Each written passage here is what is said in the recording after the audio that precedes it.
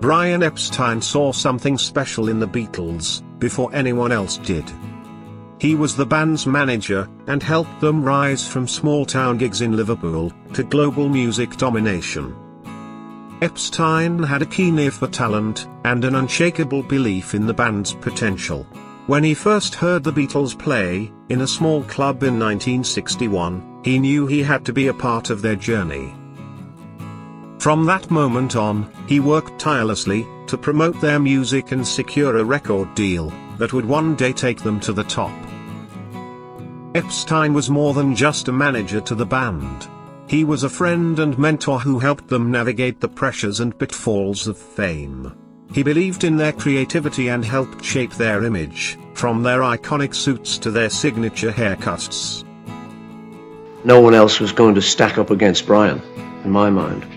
You couldn't have the flair, the panache, the wit, the intelligence that Brian had. They would just merely be money managers. Brian was far more than that. More our friend than anything else. Brian was a friend of ours. Brian was a beautiful guy, Brian Epstein, and he was an intuitive, theatrical guy, and he knew we had something, and he presented us well. Beatles' new record is in the top 10. Gosh, fantastic. That's marvellous. Climbing fast. Well, it's at number 7 already. I think it'll go to number 1, actually. That's marvellous. Brian had this shop, and it was good. We used to pick up the records, and he had this big Zephyr Zodiac, and he wanted to manage us, and we weren't going anywhere anyway, so he said yes, might as well. This was quite a new world, really, for me. The Beatles were then just 4 lads on that rather dimly lit stage, somewhat ill-clad, and the presentation was, left a little to be desired as far as I was concerned, because I've been interested in the theatre and acting for a long time. But amongst all that, something tremendous came over, and I was immediately struck by their music, their beat, and their sense of humour actually on stage. And even afterwards, when I met them, I was struck again by their personal charm. And it was there that really it all started. Epstein's managerial skills and business acumen were crucial in navigating the complexities of the music industry. In 1965 and 1966, he focused mainly on managing the increasingly complex touring schedule of the Beatles and negotiating their record deals. However, due to the band's decision to stop touring, Epstein's role shifted towards managing their studio work and giving them creative direction. He was instrumental in securing the release of landmark albums such as Revolver and Sgt. Pepper's Lonely Hearts Club Band, now widely considered as 2 of the greatest albums in music history. As their manager, Epstein also acted as a mediator and a confidant for the band. He helped resolve conflicts, manage egos, and maintain harmony within the group. He had a unique ability to understand and navigate their personalities and dynamics, providing a calming influence during times of tension or disagreement. Epstein's unwavering support for the Beatles also helped foster a sense of band camaraderie and loyalty. He was known to be a trusted advisor and a friend, providing a listening ear and offering guidance on personal matters. Epstein's genuine care and concern for the well-being of the Beatles helped strengthen their bond and solidify their working relationships, acting as the glue that kept them together during both the highs and lows of their career.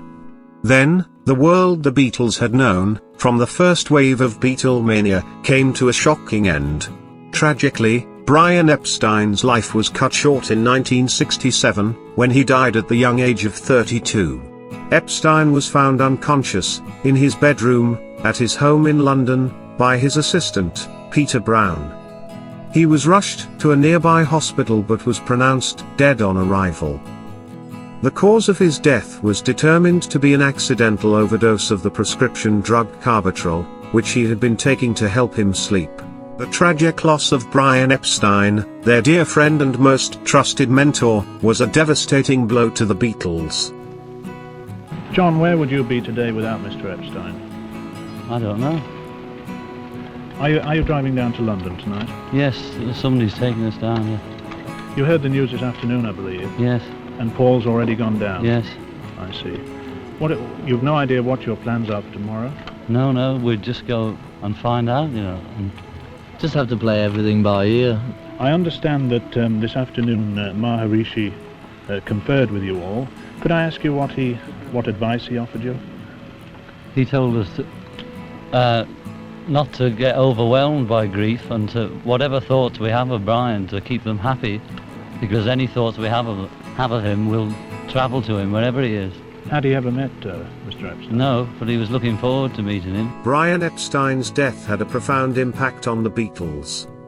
He had been a trusted friend, mentor and manager to the band since their early days in Liverpool, and his loss was deeply felt by all the members. Epstein had played a pivotal role in the lives of the Beatles.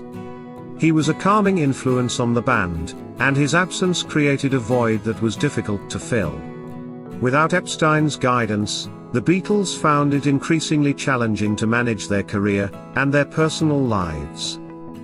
The band's grief over Epstein's death was compounded by the fact that he had been the glue that held them together. His death marked the beginning of the end for the Beatles, and they began to drift apart soon after. During the Magical Mystery Tour and White Album sessions, the band members became more independent, pursuing their own projects, and their creative collaborations became less frequent. In many ways, Brian Epstein's death was a turning point for the Beatles. It marked the end of an era, forcing the band to confront their future without their trusted manager and friend.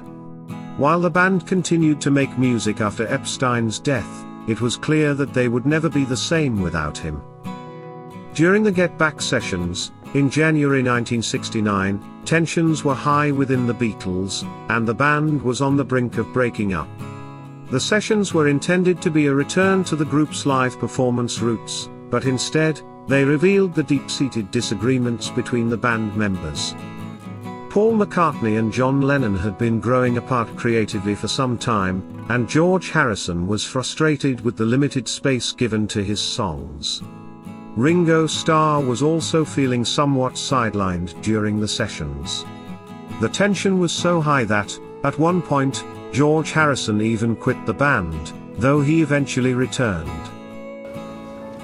Ever since Mr. Epstein passed away, it's never been the same. I mean, we've been very negative since Mr. Epstein passed away. And that's why all of us in turn has been sick of the group. The discipline we lack. We've never had discipline. We've had sort of slight symbolic discipline, like Mr. Epstein. And he sort of said, get suits on, and we did. And so we were sort of always fighting that discipline a bit. There really is no one there now to say, do it. Whereas there always used to be.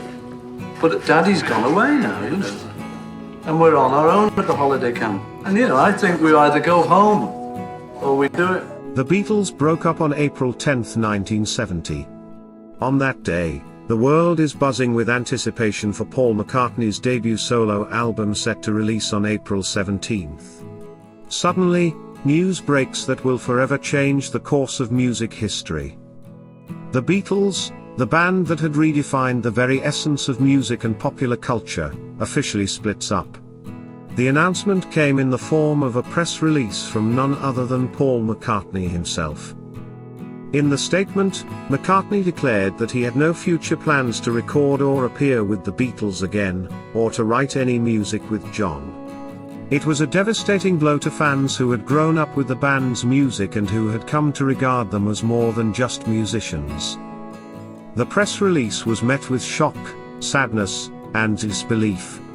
Fans had not been aware of the internal struggles and tensions within the band that had led to their decision to break up. It was a momentous event, marking the end of an era, and the beginning of a new chapter for each of the individual band members. Even today, more than 50 years after that fateful day, the announcement of the band's breakup remains one of the most significant moments in music history.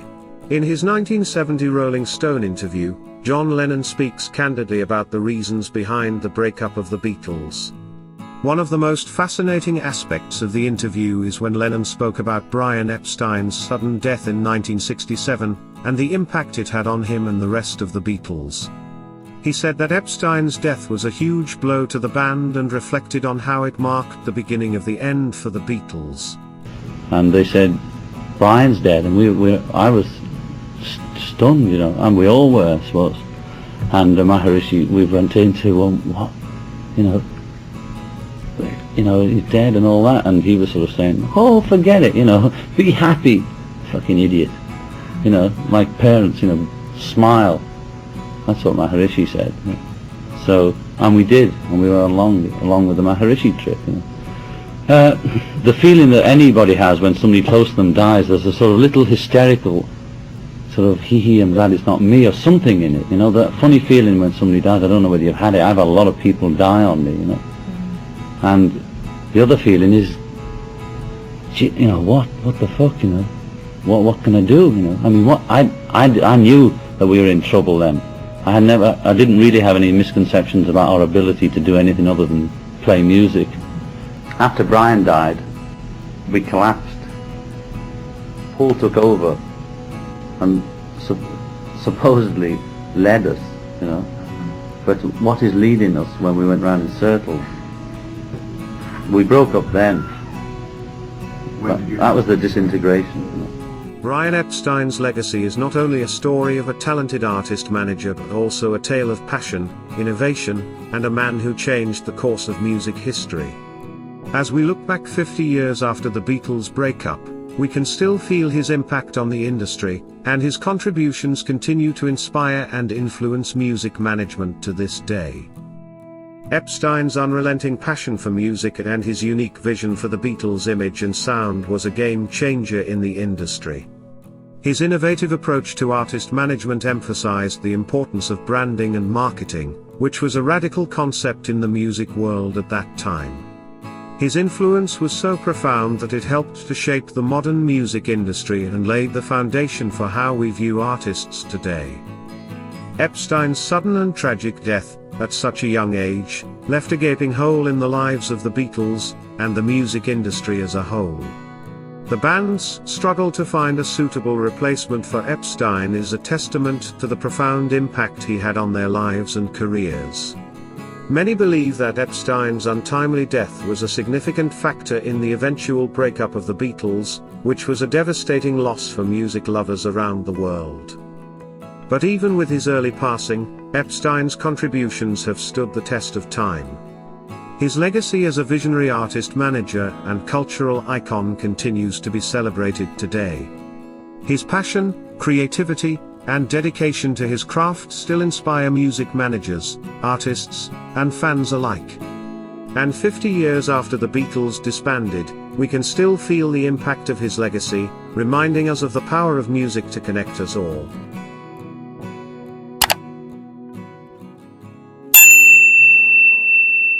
Peace and love.